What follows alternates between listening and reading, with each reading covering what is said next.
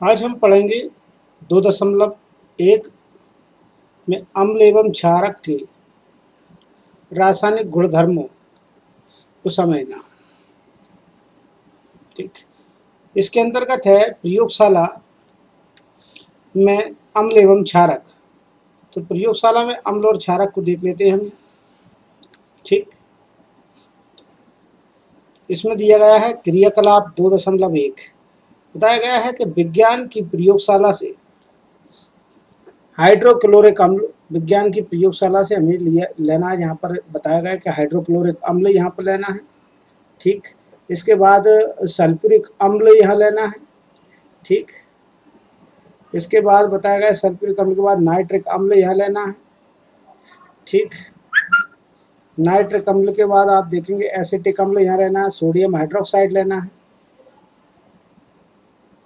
ठीक, इसके बाद आप देखेंगे यहाँ पर इसी में कैल्शियम हाइड्रोक्साइड भी लेना है, पोटेशियम हाइड्रोक्साइड हमें लेना है और साथ साथ मैग्नीशियम हाइड्रोक्साइड हमें लेना है MgOH, एवं अमोनियम हाइड्रोक्साइड भी हमको लेना है। ये सारे विलयन के नमूने हमको एकत्रित कर लेना है, एकत्रित कर लेंगे हम। ठीक, इसके बाद ऊपर दिए गए प्रत्येक विलयन की एक बूंद बाच गिलास में बारी बारी से रखना है। हम बाच गिलास की जगह इसमें परखनली का उपयोग करेंगे। ठीक, बाच गिलास की जगह हम परखनली का उपयोग करेंगे इसमें। और सूचकों की जांच करना है इसमें। तो सूचक कौन कौन से हैं? सूचकों की जांच करने के लिए सूचक दिए गए हैं। एक तो ये पहला सूचक दिया लाल लिटमस, फिर सूचक दिया गया नीला लिटमस, सूचक दिया है फ्लोल्थलीन, फिर सूचक दिया है मेथिल ऑरेंज। विलयन के साथ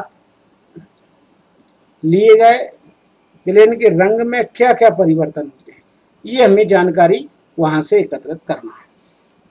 ठीक, तो ये सारा काम हमें करना है, वो हम प्रैक्टिकल की मदद से करते हैं। उससे पहले यहाँ हम देख लेते हैं, आपकी पुस्तक में 2.1 करके ये सारणी दी गई है। इस सारणी को आप देखें, देखने पर पता चलेगा इस प्रकार की सारणी में आपको भरना है सही प्रकार के विलयन के नमूने। विलयन का नमूना आप यहाँ लिख देंगे क्या ले रहे हैं।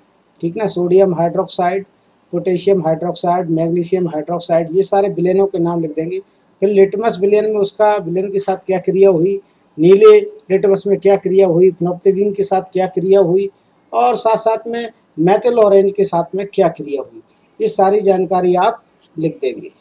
ठीक, और ये आप लिखेंगे कैसे, तो आपको समझना पड़ेगा और जानकारी होना चाहिए, तब आप ये लिख पाएंगे। तो इसके लिए आइए एक इसी के अंतर्गत वीडियो हम देखते हैं, क्लिप आर्ट के अंतर्गत प्रैक्टिकली वीडियो है वो।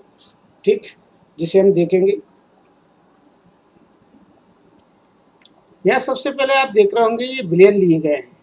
ठीक ना, यहाँ पर जो मैंने लिए गए हैं वे सभी विलयन हैं, आपको दिखाई दे रहे होंगे। यह HCl विलयन है, H2SO4 विलयन है। ठीक, और ये HCl विलयन है। ठीक, ये H2SO4 विलयन है, HNO3 विलयन है और CH3COH विलयन है। इस प्रकार के सभी विलयन लिए गए हैं।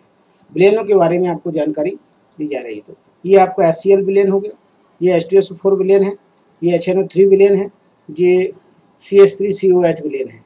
ठीक, ये आपके अम्लीय विलयन है जो आपको बताए गए थे। आगे ये देखिए लाल लिटमस से विलयन की क्रिया किस प्रकार से होगी अम्ल के साथ में। तो आप देखेंगे कि यहाँ पर HCl विलयन के साथ में क्रिया देखिए, यह देखेंगे लाल लिटमस विलयन के साथ HCl का विलयन कोई रंग परिवर्तन नहीं होता। इसके बाद देखते हैं H2SO4 विलयन के साथ में, H2SO विलयन के साथ में भी कोई परिवर्तन नहीं होता। फिर HNO3 विलयन के साथ देखते हैं कोई परिवर्तन नहीं होता है, और इस विलयन के साथ में भी कोई किसी प्रकार का कोई परिवर्तन नहीं होता है। इस प्रकार से आपको समझ में आया होगा कि लाल लिटमस विलयन से कोई भी अम्ल क्रिया नहीं करता है, अर्थात उनमें किसी प्रकार का रंग परिवर्तन नहीं होता है। ठीक, आइए चलते हैं आगे, क्षार के साथ में यही प्रक्रिया देखेंगे। देखिए ये कैल्शियम हाइड्रोक्साइड क्षारीय विलयन, KOH क्षारीय विलयन, मैग्नीशियम हाइड्रोक्साइड क्षारीय विलयन, अमोनियम हाइड्रोक्साइड क्षारीय विलयन और NaOH सोडियम हाइड्रोक्साइड क्षारीय विलयन। ये सब क्षारीय विलयन हैं जो आपको दिखाए गए हैं। अब आगे देखते हैं। यहाँ आपको दिखाई दे रहा है लाल लिटमस विलयन से क्रिया। इनकी लाल लिटमस विलयन से क्रिया कराई जा रही है। ठीक, इनकी लाल लिटमस विलयन से क्रिया हुई तब क्या होता है हम यहाँ देख लेते हैं। इसका कैल्शियम हाइड्रोक्साइड का रंग नीला हो जाता है। ठीक, पोटेशियम हाइड्रोक्साइड का रंग भी नीला हो जाता है। और यहाँ हम देख रहे हैं नेक्स्ट में मैग्नीशियम हाइड्रोक्साइड का रंग भी नीला हो जाता है और अमोनियम हाइड्रोक्साइड विलयन का रंग भी नीला हो जाता है ये। और ये सोडियम हाइड्रोक्साइड विलयन भी नीले रंग का हो जाता है। ये लाल लिटमस विलयन के साथ उनकी क्रिया है। आगे चलते हैं। यहाँ आप देख रहे हैं ये फिर से विलयन है, सभी अम्लीय विलयन। इनकी नीले लिटमस विलयन से क्रिया देखना है हमें, तो नीले लिटमस विलयन से क्रिया देखेंगे हम सबसे पहले HCl की, या कोई परिवर्तन नहीं हुआ। इसके बाद हम देखेंगे H2SO4 विलयन की, फिर देखेंगे HNO3 अम्ल की क्रिया, कोई परिवर्तन नहीं हुआ। फिर क्रिया देखेंगे एसिटिक अम्ल की, या कोई परिवर्तन नहीं हुआ।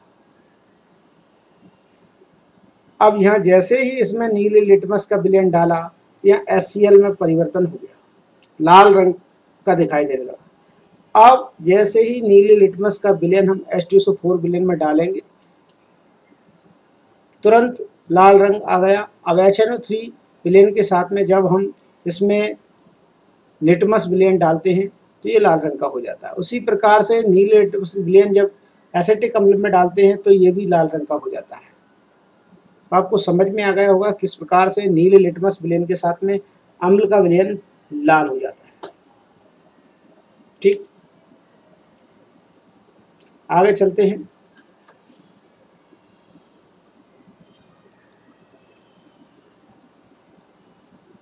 यहाँ आप देखेंगे सबसे पहले ये सभी विलयन है क्षारीय विलयन। क्षारीय विलयन की नीले लिटमस विलयन के साथ में क्रिया देखेंगे। सबसे पहले कैल्शियम हाइड्रोक्साइड की क्रिया देख लेते हैं, या किसी प्रकार का कोई परिवर्तन नहीं। मैग्नीशियम के साथ में भी, KOH के साथ में भी, अमोनियम हाइड्रोक्साइड के साथ में भी किसी प्रकार कोई परिवर्तन नहीं है। ठीक, अब देखते हैं हम फेनोल्फ्थालीन विलयन के साथ में अम्ल की क्रिया। ठीक, फेनोल्फ्थालीन विलयन के साथ में अम्ल की क्रिया देखते हैं क्या परिवर्तन होता है। हमें पता चला कि यहाँ परिवर्तन कुछ नहीं हो रहा है। ठीक, कोई रंग परिवर्तन नहीं हुआ था। अब हम क्षारीय विलयन के साथ में फेनोल्फ्थालीन की क्रिया देखते हैं। ये मेथिल ऑरेंज की क्रिया देख लेते हैं क्षारीय विलयन के साथ में। क्षारीय विलयन के साथ में जब मेथिल ऑरेंज की क्रिया देखेंगे यहाँ, हमें पता चलेगा कि मेथिल ऑरेंज के साथ में क्षारीय विलयन गुलाबी रंग दे रहा है। ये देखिए आप, ये तो इस प्रकार से हमें सभी तथ्यों की जानकारी यहाँ मिल जाएगी और हम उसे सरलता से सारणी को पूरा कर सकते हैं। अब यहाँ देखिए आप, रंग परिवर्तन द्वारा यह सूचक हमें बताते हैं कि कोई पदार्थ अम्ल है या क्षारक है। कुछ ऐसे पदार्थ होते हैं जिनकी गंध अम्लीय या क्षारकीय माध्यम से भिन्न हो जाती है, तो ऐसे गंधीय सूचक, इन्हें गंधीय सूचक के नाम से जाना जाता है। सीधी सीधी तो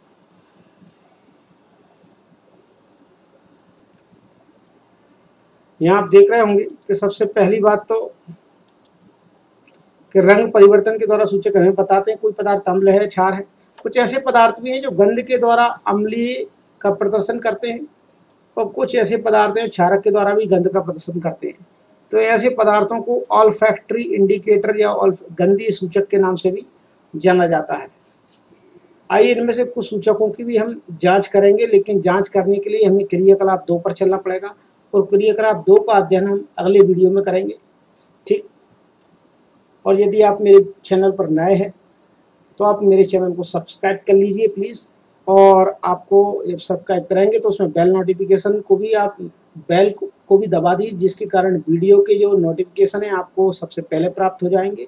ठीक, और आपको वीडियो अच्छा लगता है तो आप शेयर करें, लाइक जरूर करें आपको वीडियो यदि पसंद आए तो प्लीज़ लाइक कीजिए।